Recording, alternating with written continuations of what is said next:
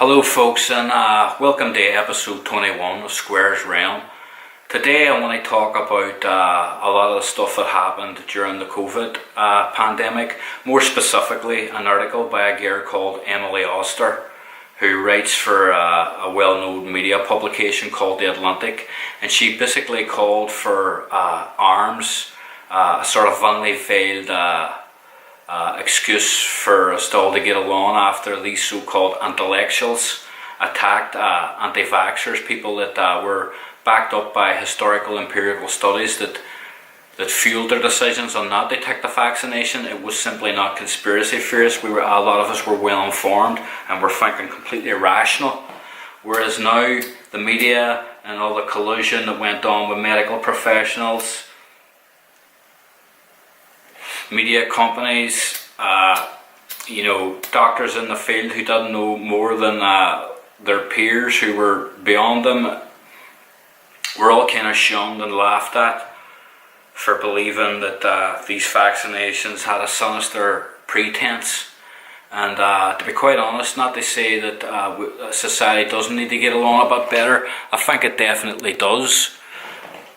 But her call to arms and call to apologies is a bit funnily failed after they pumped this shit down our throats for 2 years and turned us all against each other, and made people that were making very much rational decisions look like lunatic schizophrenics. When, although I'm our diagnosed as a schizophrenic, my decisions based on the vaccine were completely rational based, as I've said before.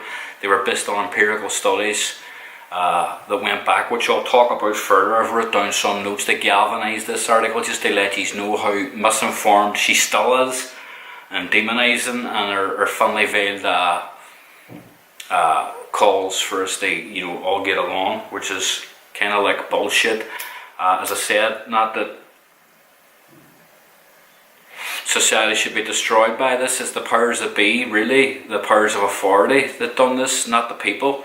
The people were usually just duped by trusting authority and following orders, basically, like the old Nazi regime when they done that test. They done a test about 30 years ago on people, and they see how far they could be pushed by levels of authority, where it was an electrocution test, and as long as the powers that be told them to go along with electrocution, they would actually, in the fake experiment, they would go the whole way and kill their subjects as long as they were following orders. So I think there is a level of authority, power struggle still exists in society, and a lot of the people that did go along with the vaccination weren't really studying.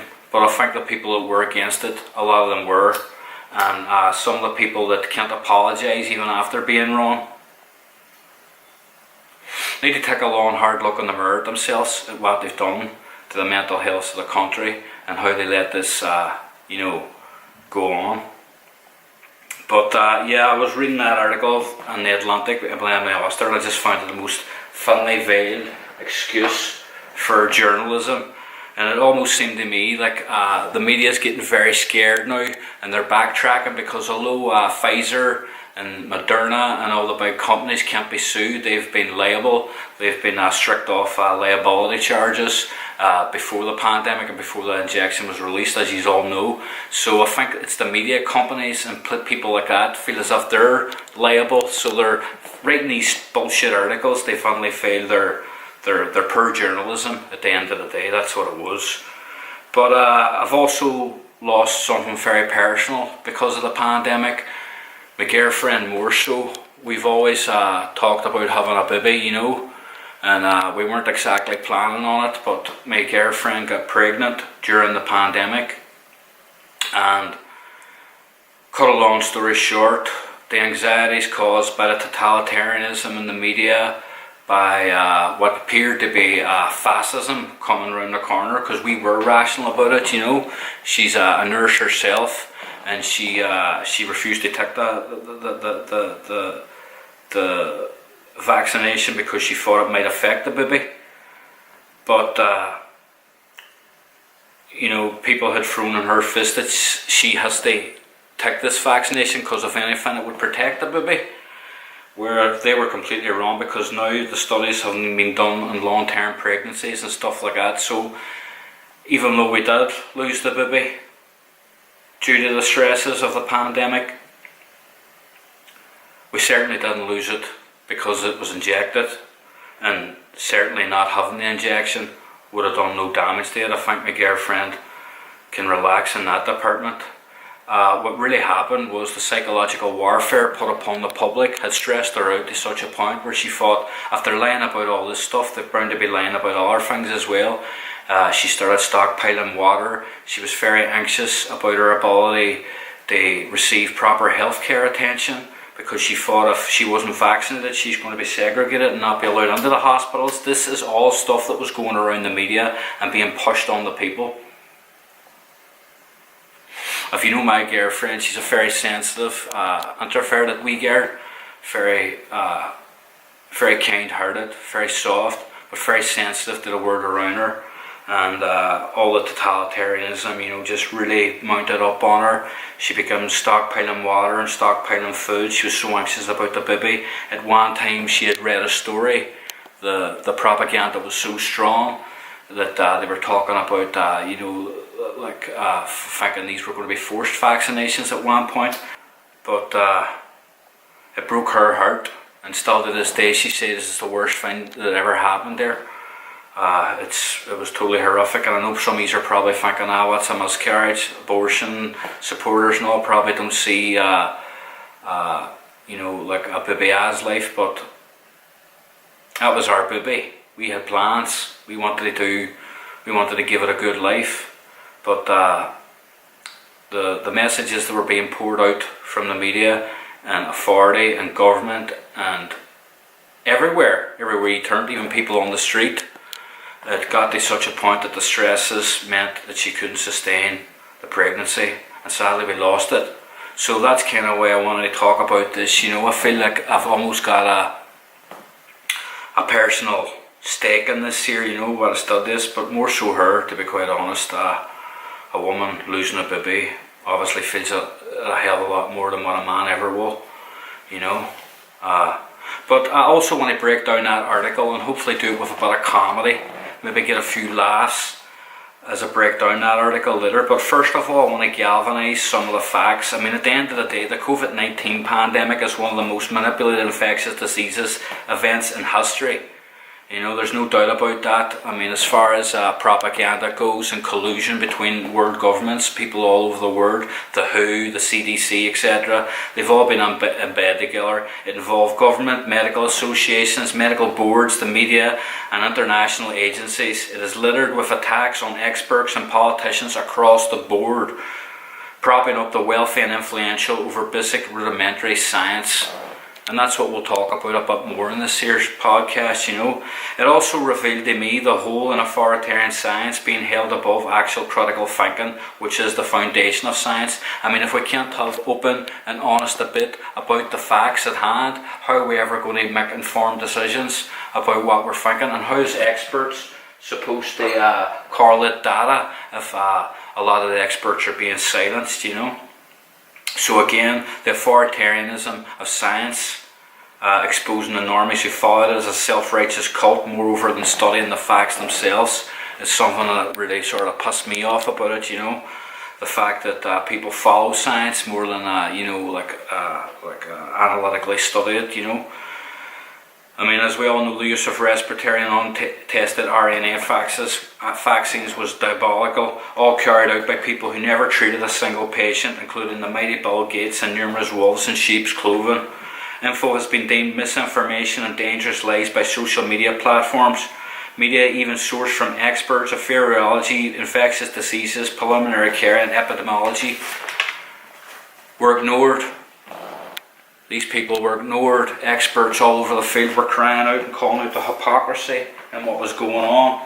Yet anybody who had listened to the media thought that it was a completely official story. Anybody who went on social media and scrolled down their news feed would have believed that no, this is all legit science. And again, that brings us down to the informed consent, where we weren't being informed. They were skewing information. Many things that turned out to be actual truths in the long end of it. Evidence has shown that a hard recession is worse than COVID, considering fatalities not only in physical health but mental cost benefit through unemployment, depression, anxiety disorders, missed cancer treatments, heart and respiratory delays, and negligence of a wide array of health complications. Studies from Ireland and Sweden in 2020, just before the vaccination had broke, proved and confirmed closing schools for kids had little to no effect on a beneficiary level, yet still they went ahead.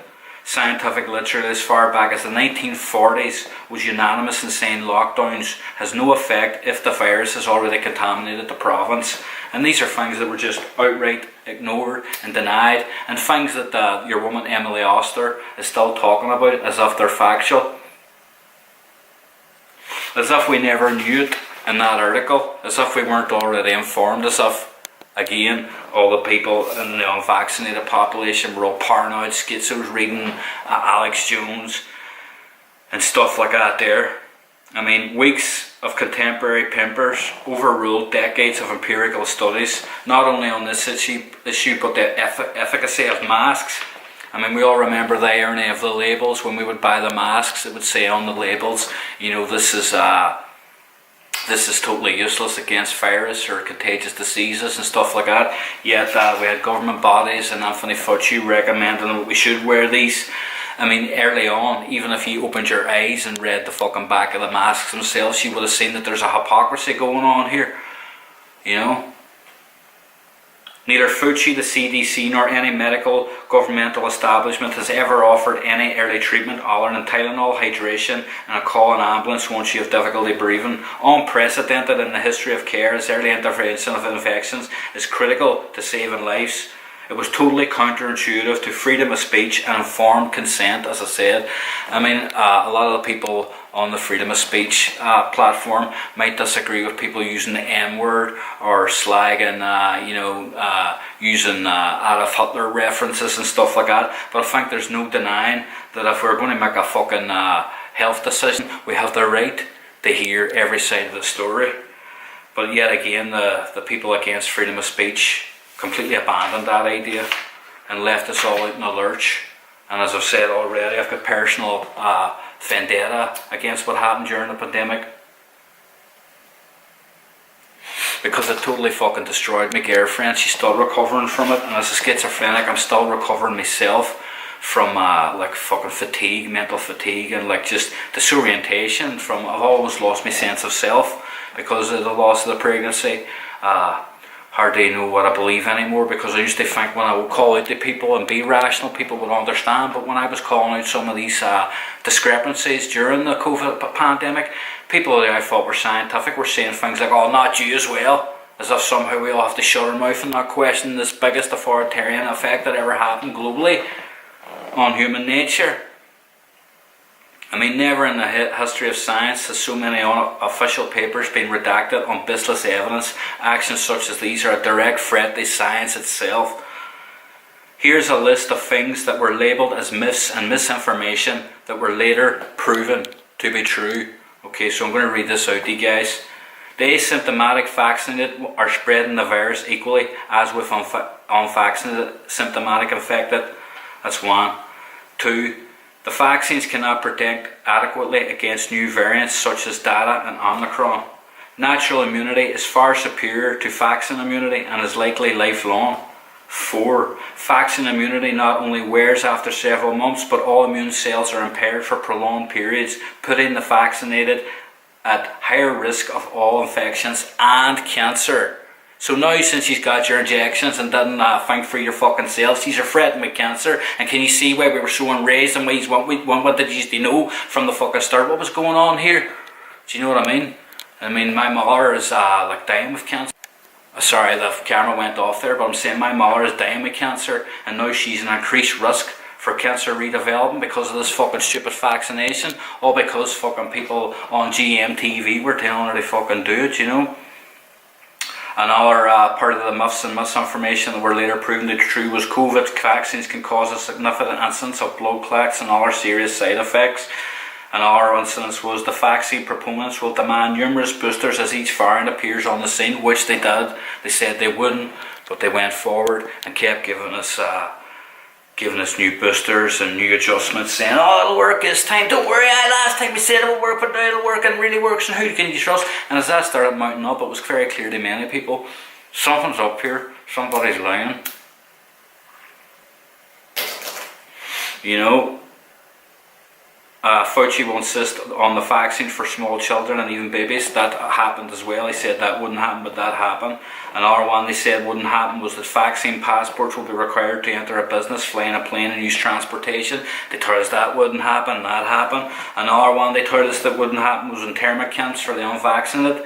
Now that sounds completely extreme and even would have been considered conspiratorial by people, but that happened, as in Australia, Austria and Canada. You know, so I'm reading some of these through. Another one of the point was the unvaccinated will be denied employment. That happened. They said that wouldn't happen. Another one was there are secret agreements between the government, elitist institution and vaccine makers. That happened. That was all confirmed. And I might even shut some of the resources and links down to this to confirm everything I'm saying, so none of these people can argue with me online, you know. The spike protein from the vaccine enters the nucleus of the cell, altering cell DNA repair function. This is also true. They said that was a load of balls. Thousands have been killed by thousands upon thousands have been killed by the vaccines, and many more have been permanently damaged. They said that wouldn't happen, and that has happened. Early treatment could have saved the lives of most of the hundreds of thousands who died. That was true.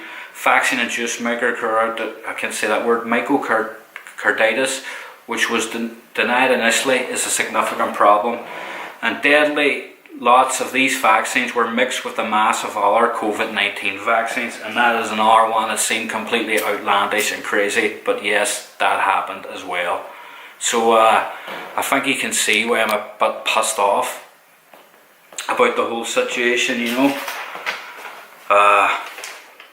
Very annoying when you've got personal loved ones and you're telling them things and they think you've gone off on another paranoid fucking rant again.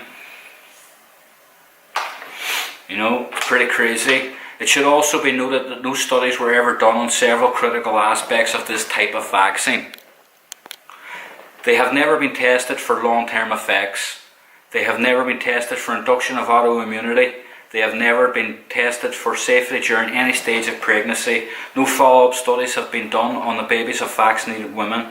There are no history of tests for effects on a long list of medical conditions, including diabetes, heart disease, multiple sclerosis, neurodegenerative diseases, neuropsychiatric effects, induction of autism spectrum disorder and schizophrenia, long-term immune function, and cancer and autoimmune disorders. And as I said there about my girlfriend, you know, being right not to take the vaccination when people were telling her it probably would help the baby, as it's been widely shown now that there was no long-term effects done on pregnancy, so she can rest her conscience there. She did nothing wrong.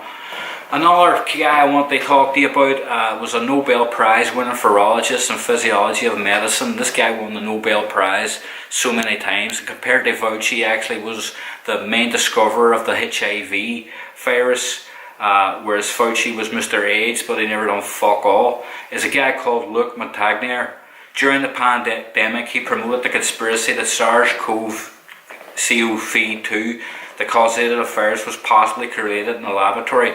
Now, people call that a conspiracy theory, but that's still to debate it. We haven't found the actual fucking source, and we probably never will. For all we know, you can't rule it out as a conspiracy. It could have been well created in a lab. But funnily enough, this guy, Luc Montagnier, he died within a year after saying these claims. One of the most revered Nobel Peace Laureates that ever lived. You know?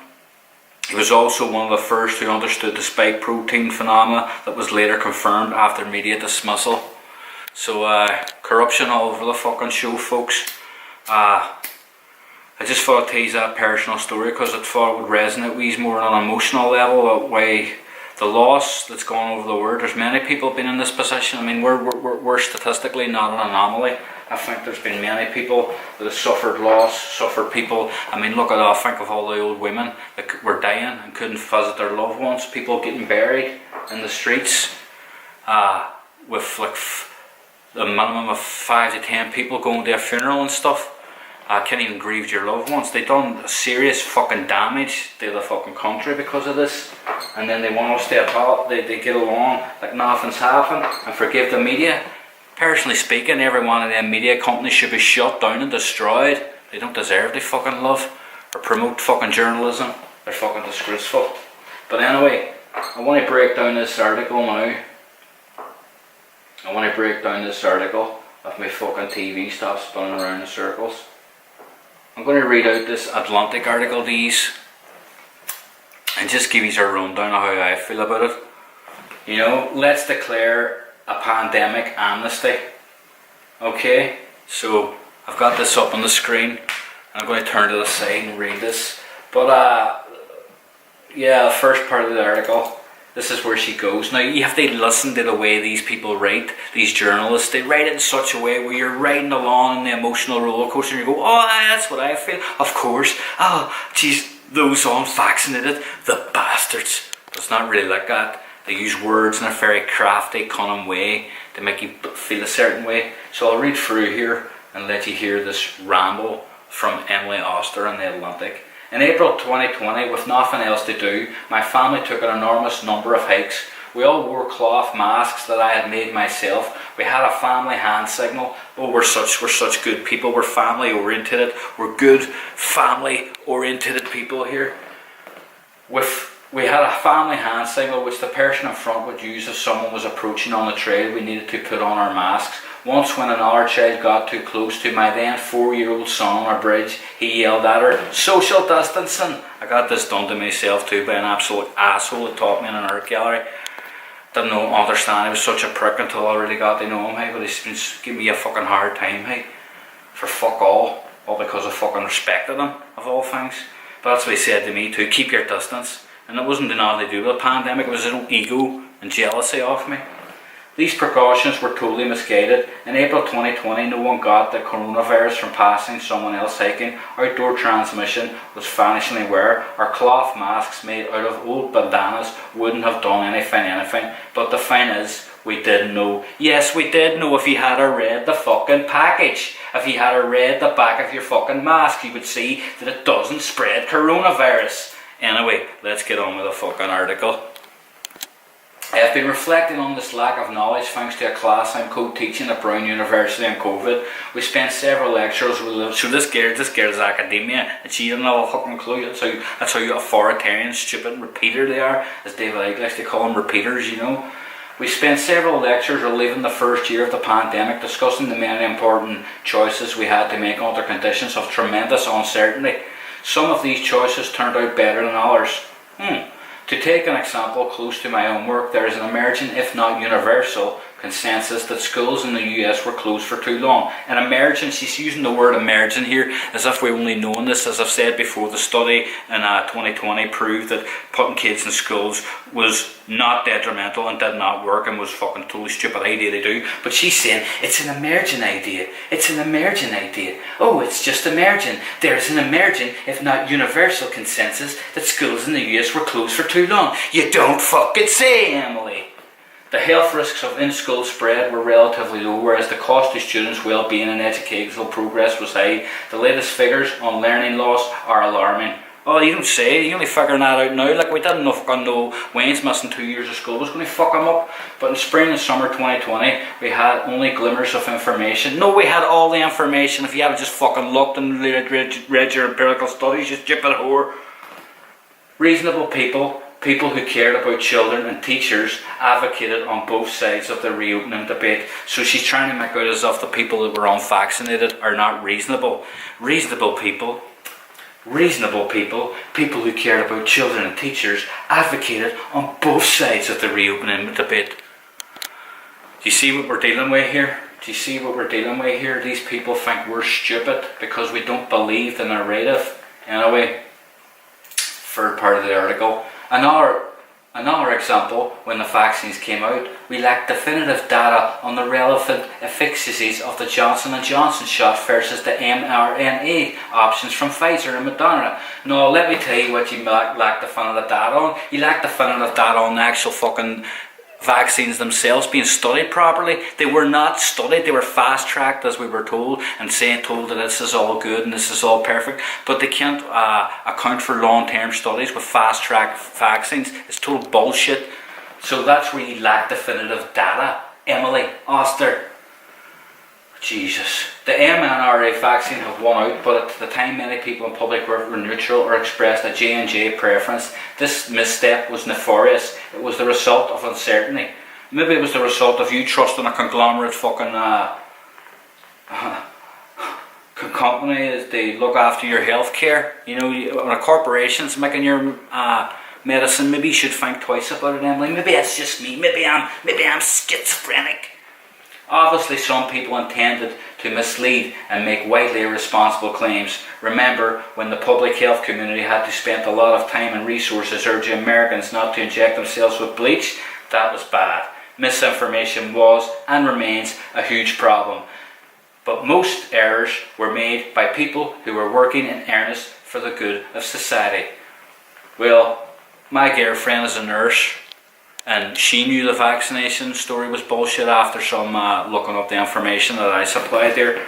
I think there's a lot more of these nurses. A girl that works with my girlfriend, she was actually injected, and they didn't know what it was at the beginning because the authoritarian science told them this can't happen. But as it went on, this girl discovered that she might have complications due to the vaccinations. So, you know, she's talking weak there as well. But this is part 4 of the article. Given the amount of uncertainty, almost every position was taken on every topic. And on every topic, someone was eventually proved right, and someone else was proved wrong. You, Emily? In some instances, the right people were right for the wrong reasons. In other instances, they had a precedent understanding of available information. Yeah, make sure you iron that one out, make us out like we're still fucking insane. The people who got it right for whatever reason, she's saying for whatever reason as if it wasn't based in rational fucking empirical studies and scientific data, for whatever reason, may want to gloat like me right now. Those who got it wrong for whatever reason may feel defensive and retrench into a position that doesn't accord with the facts. And that's exactly what Emily Oster is doing with this article. She doesn't want to admit she's wrong. She's wrote this article, they fucking re-collaborated her cognitive dissonance. It makes her look like such a fucking asshole when she was rambling all this shit fucking 2 years ago. For whatever reason, may feel defensive and retrenched into a position that doesn't accord with facts. All of this gloating and defensiveness comes to gobble up a lot of social energy and to drive the culture wars, especially on the internet. These discussions are heated, unpleasant, ultimately unproductive. In the face of so much uncertainty, getting something right had a hefty element of luck. No, it didn't have an hefty element of luck. You're just too stupid even though you went to fucking university. And similarly, getting something wrong wasn't a moral failing. Treating pandemic choices as a sword card on which people racked up more points than others is preventing us from moving forward. No, it's preventing you from keeping your fucking job, Emily. That's what's going on. It's preventing you from keeping your fucking job. We have to put these fights aside and declare a pandemic amnesty. Meaning, don't sue us media companies for fucking lying these, because you can't sue Murdana. We have to forgive each other, because we will lose our jobs, and we don't want to lose our jobs for little minions like yous. We have to put these fights aside and declare a pandemic amnesty. We can leave out the willful purveyors of actual misinformation while forgiving the hard calls that people had no choice but to make. Yes, you did have a choice with imperfect knowledge. So it's almost like, what is it, Emily? Is it imperfect knowledge, or what is imperfect? How can knowledge be imperfect? It's either wrong or it's fucking right. Knowledge, there's no in between. You're either wrong or you're right. There's no such thing as imperfect knowledge. That's called being wrong, Emily. That's called being wrong. Anyway, while forgiving the hard calls people had noticed with imperfect knowledge, Los Angeles County closed its beaches in summer 2020, ex post facto. She tries to use big words as if she's fucking smarter than an average bear. This makes no more sense than my family's mass hiking trips, but we need to learn from our mistakes and then let them go. Just let it go. Just let it go. We need to forgive the attacks too, because you need to apologise, because I thought schools should reopen and argue that kids as a group were not at high risk. I was called a teacher killer and a genocider. It wasn't pleasant, but feelings were high, and I certainly don't need to dissect and rehash that time for the rest of my days. I wonder why. Maybe it's because you have to fucking confront your own guilt, you stupid fucking bitch. Student test scores have shown historic declines, more so in math than in reading, and more so for students who were disadvantaged at the start. We need to collect data, experiment and invest. What, the same data you can collect it the first time round? Is high dosage tutoring more or less cost effective than extended school years? Why have some states recovered faster than others? We should focus on questions like these rather than us take all the fucking blame, because answering them is how we will help our children recover. Aye, topical. Do you see the way they word these articles? Do you see how they do it?